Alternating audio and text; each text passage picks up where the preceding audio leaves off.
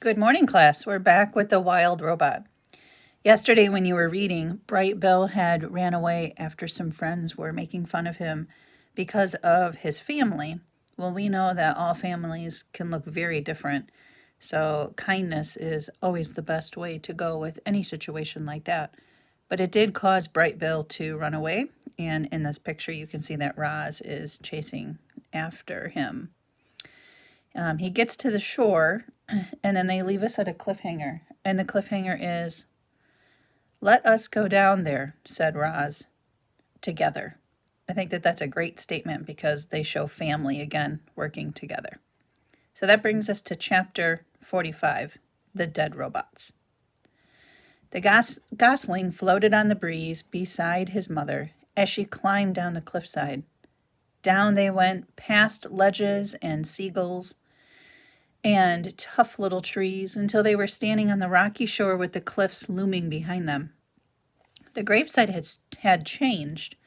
Roz's crate was gone, lost to weather or waves. Some of the robot parts were gone too. Other parts were gritty with sand or tangled in seaweed or were inhabited by small, scuttling creatures. I'm guessing that's probably a crab. One smashed torso still had a head and legs attached. Roz and Bright Bill huddled around the corpse and studied the mess of tubes spilling out. "This thing used to look like you," said Bright Bill. "Yes, we are the same type of robot," said Roz. "And now this robot is dead?" "In a way." "Will you ever die, Mama?" "I think so." "Will I die?"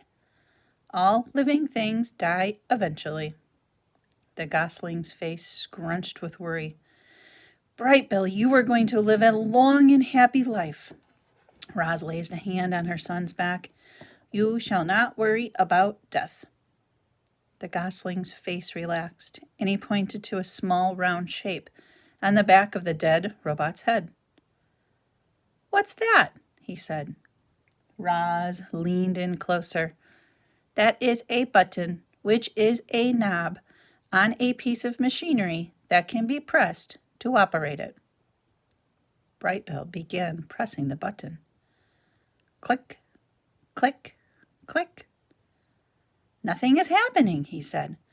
"Probably because this robot is dead." Click, click, click. "Mama, do you have a button?" Bright Bill watched it as his mother's head turned all the way around and a small button came into view. "You've got one," he said. "I've never noticed it before."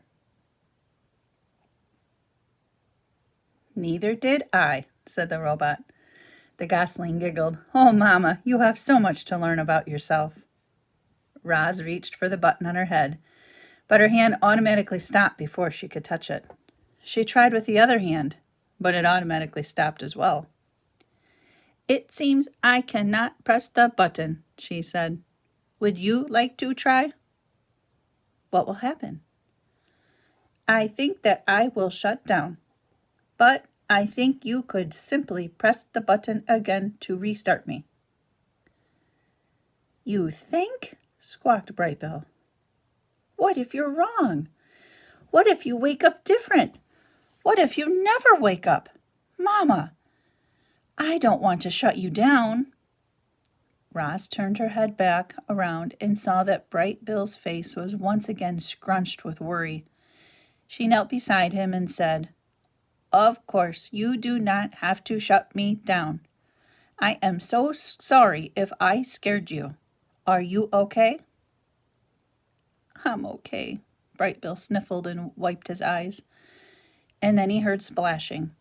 Otters were playing in the ocean. He had never seen otters before. He stared as they swam and dove and sloshed around with one another. They seemed to be having a ridiculous amount of fun.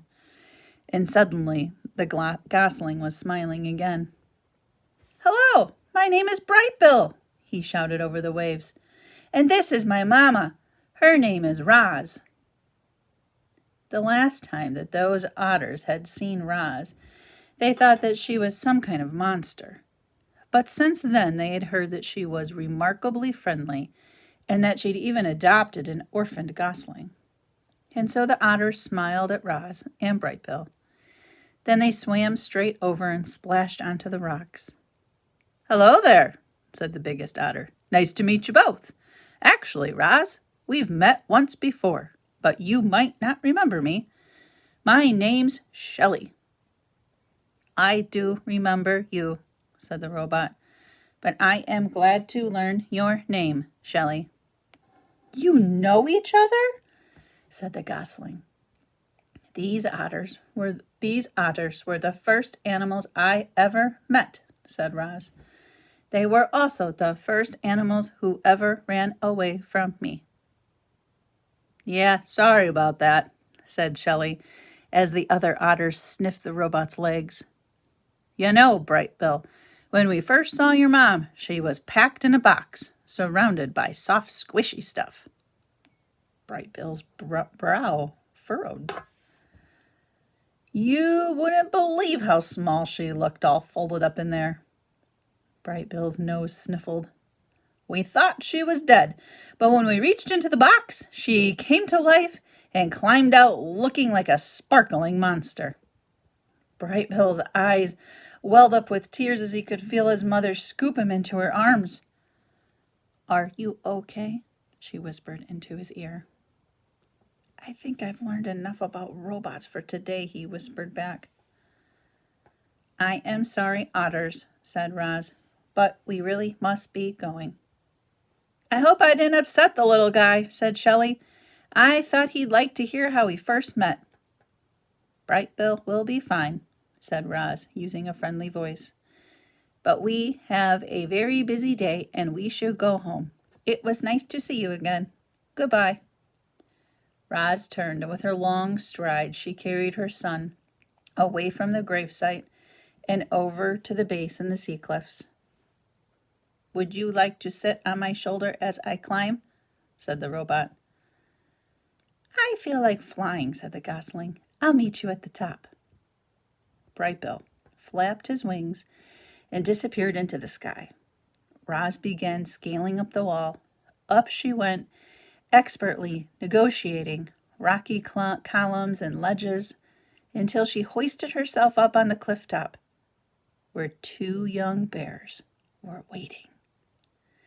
So in the next chapter, you get to learn about what happens with the bears. Make sure in your connections that you connect maybe today about the bear situation.